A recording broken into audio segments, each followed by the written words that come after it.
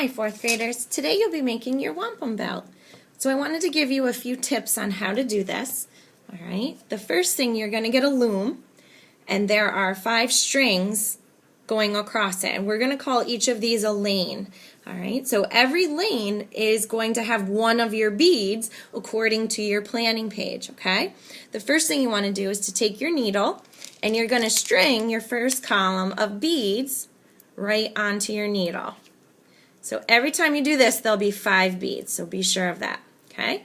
Your next step will be to take your loom, and you're going to use your left hand to lift up on those red strings, and then you're going to line each of your beads in its own lane.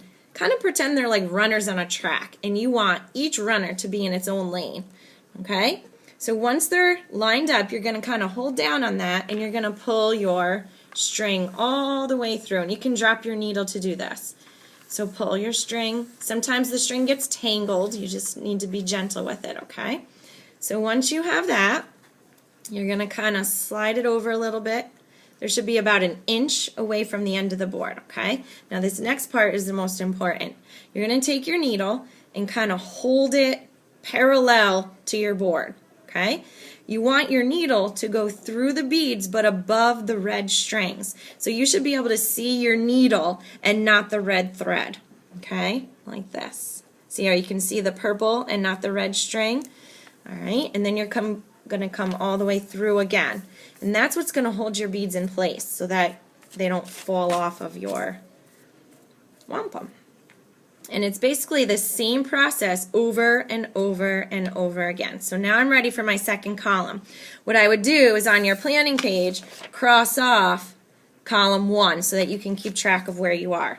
So according to my planning page, I need 5 yellow again. 1, 2, 3, 4, 5. Okay, so I've got my beads on the needle, and once again, I'm going to take my loom.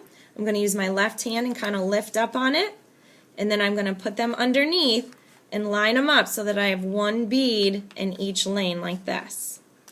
All right, make sure that your needle is under the red strings for this part, okay? And then I'm just going to pull through, and they should stay in place. Pull your string all the way through. Pull it kind of snug because you want them to stay together to make your wampum belt. You don't want your wampum belt all loose. All right, now for my third column, I have 2 yellows, then a brown, and then 2 more yellows. So make sure that you're using your planning page. Okay. Oh, I forgot to go back through. Oh my goodness. I said it was the most important part, and see, if you forget, it's going to be a problem. So take your needle, go back through. So every time you put a column of beads, you go up and then back down before you add another, okay? And once again, I can see my purple needle go through instead of the red string, and that lets me know I'm going above it. I got too excited. All right, so pull it all the way through so it's nice and snug. Okay, now I'm ready to string my third row. So 2 yellow beads, a brown, and then 2 more yellow. Okay, so that's my third column. Okay, so once again, I'm going to use my left hand, lift up on the red strings. I'm going to line them up so that I have 1 bead in each lane. And sometimes you have to play around a little bit to get them just so. All right, I'll slide them over, and now I can pull my string all the way through again. And this time I won't forget to come back down.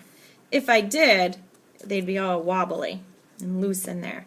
So take your needle, hold it parallel to your loom, and you're going to go above that red thread that's going across, okay? And you should be able to see your needle if you peek between the beads. Pull it all the way through. Okay? If it gets tangled, and it will, just be very gentle. You don't want to pull too tight, because then you're going to end up with a really tough knot to get out, okay? So pull all the way through, and then this is where you want to line them up and kind of tug on your string so that they're staying nice and tight next to each other. And it's basically the same process over and over again until you have all 30 of your columns created, and then I'll show you how to tie it off at the end.